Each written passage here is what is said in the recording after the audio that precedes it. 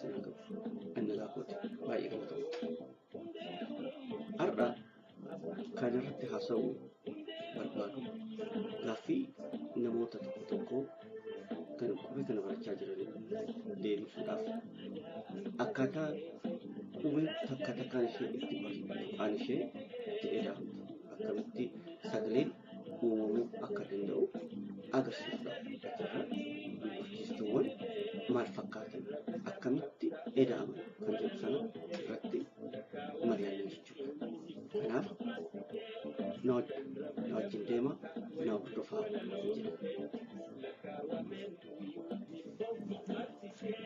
Afaan sabaa kan garaagaraa keessatti akkaataan qubeen yookaan immoo leetariin isaan itti fayyadamu sun akkaataa itti barreeffamu garaagara. Akkamitti sagaleen isaa itti uumamu akkamitti itti fayyadamuu dandeenya guyyaa guyyaadhaan jechuudha. Amma asirratti ilaallu kun qubee bilisummaadha. Kuni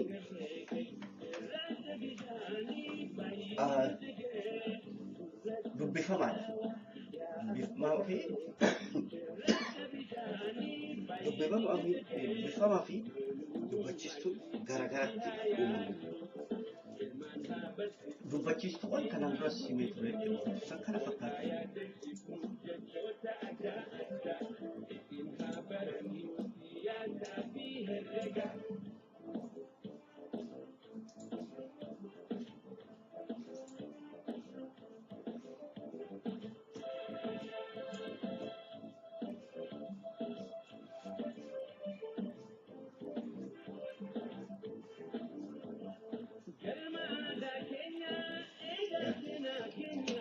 Isaan gara 12 dubbifamtoonni immoo 28 hundumtuu garaagaratti akka uumaman himuu ibsuu barbaadetanii 1 2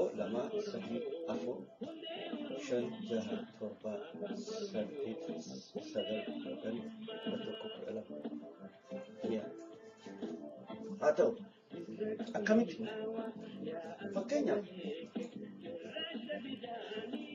qubeen haan ishee kam jennee ishee tana qubeen haan ishee tana gadi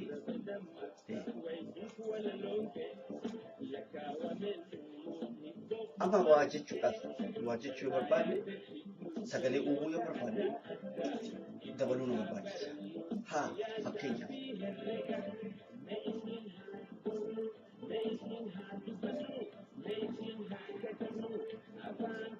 akkana yoo akkana taate yoo barbaanne ishee gubbaa kana finneetu asirree yoo kuni gabaabaadha jechuudha. Akka haalaatti kuni jecha gabaabaadha. Dheeraa akka ta'u yoo barbaanne yoo kan itti daballe dheeraa ta'e asirratti karma fuunee as finne jechuudha. Ta'e sagaleen isaa haa. Amma isa kana harka jechuu barbaanne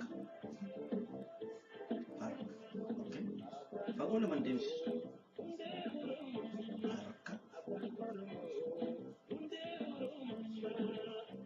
Ani qubee afaan Oromoo keessaa sagalee tumtuun kan uumtuuf hin jirtu garuu isa kana keessa jirtu harka.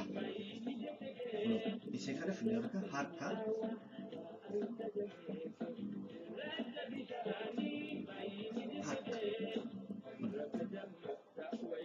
Jalqabaatti fayyadamne asirratti ashitamoo isheetti fayyadamne asirratti kana deebinee itti fayyadamne asirratti harka jechuudha.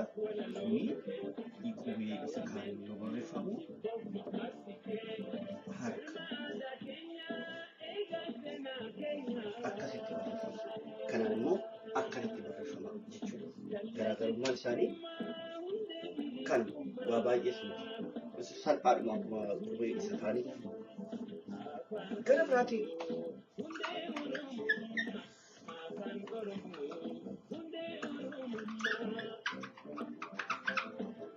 haa jenne miti Ammoo kuu jechuu yoo barbaadu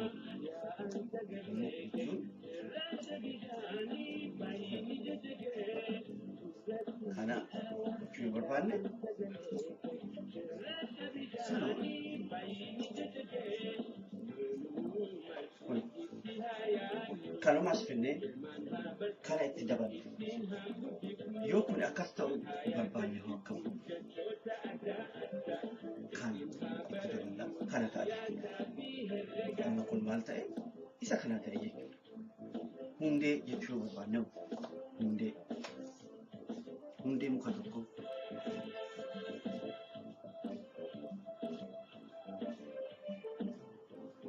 ammas sagalee duutuu sanatti fayyadamna ishee arraa keessatti hundee kun asirratti double voice kan qabu kunis akka dheeraadha jechuudha deen isa dhumaatii hundee jennee miti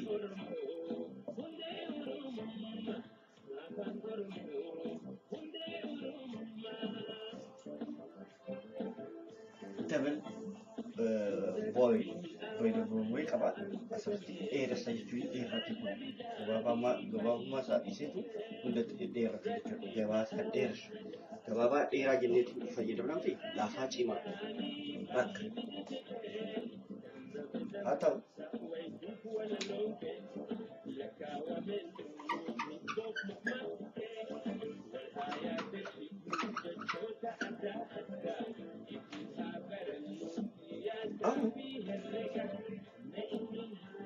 ne kaafu no ne kaafu kana fakkaatu an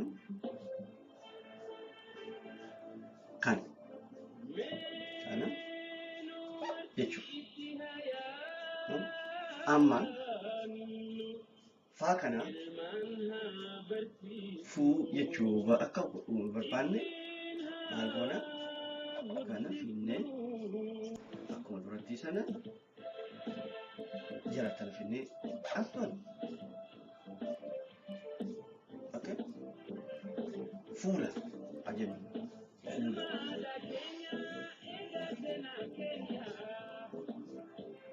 fuula kun asirratti double voice barbaachisa fuula jechuudhaaf fuula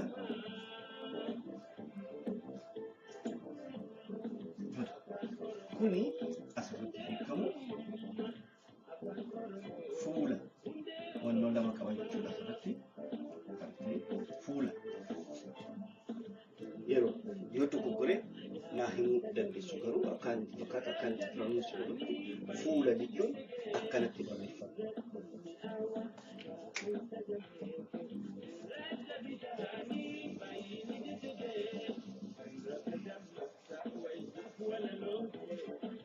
Fakkeenya wajjin faadhaan kana fakkeenya kaafna asirratti akka cinne qubee dachaa kan nu godhu isa kana finnee asirratti ka'ee akka moo dheeraa ta'u godhu kan nu godhu isa kana finnee jira kana as nyaachisoo nyaatti fakkeenya kana fakkeenya amma kun iyyuu barreeffamu asitti fakkeenya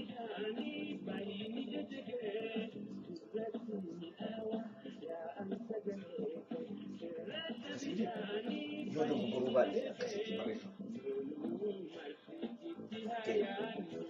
Kunuun asii immoo kana garuma fakkaatu barreeffama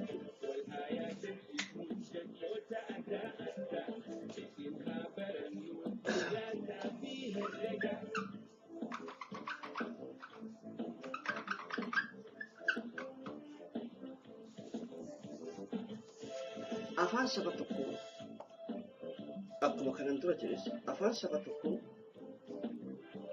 meeshaa eenyummaa isaa kan itti ibsamu kan itti walii galudha kan jireenya isaa guyyaa guyyaa waliin himu jechuudha. Namni afaan isaan qabanii horii qofatu horiin qaba afaan qaba. Maybe isaan sagalee walii dabarsanii sagalee sanaan communication wani godhaa jiran saayinsii bakka tokkotti saayinsii amma qurxummiiwwan bishaan keessa jiran akkamitti wal quunnamu akkamitti wal barbaadu sagaleedhaan bishaan keessa sagalee wal dhageessisuudha. Nus akkasuma sagalee kan keenyas akkasuma garuu akkaataa itti produce goonu sagalee sanatu adda ba'a malee. Haa ta'u nuti Oromoonni afaan keenya salphaadha. Akkaataan itti barreeffamuu fi akkaataan itti haasawu.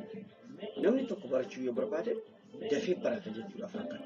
Dafee dhugaadhaaf maaliif yeroon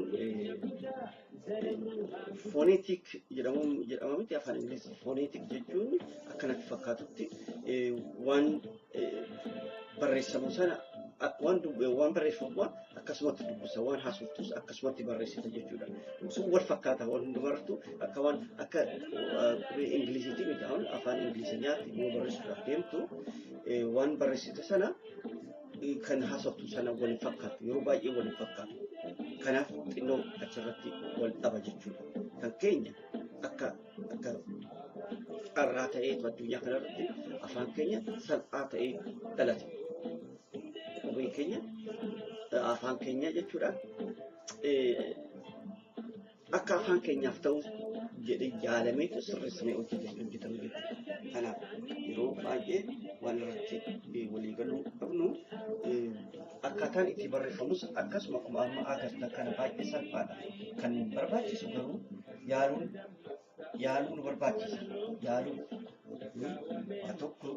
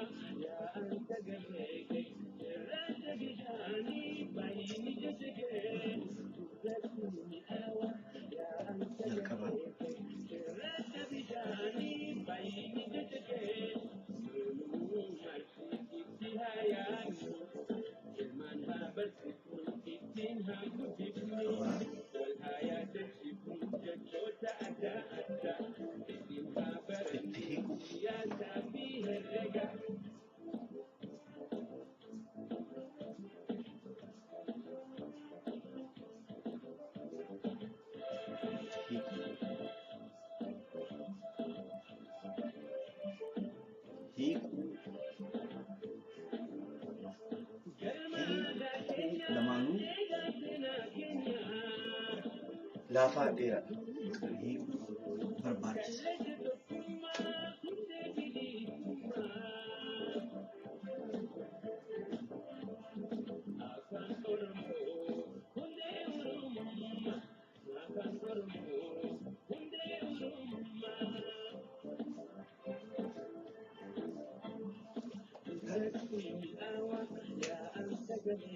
Argitanii?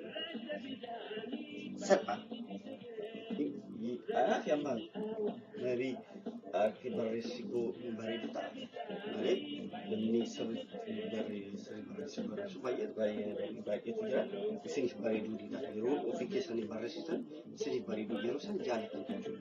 Garuu otoo hin beekin waa sanarratti yaada taa'anii kennuunis barbaachisaa natti hin fakkaatu. Jalqabaa waan hundumaa laaluun itti siquun understand godhuun barbaachisaadha jedhee kan yaada. Gatii dhaggeeffatanii fi baay'ee galatooma. Yeroo biraatti itti fuufnaa daqiiqatti inni jalaa dhufte viidiyoo biraatti walitti deebiin nagaan tura.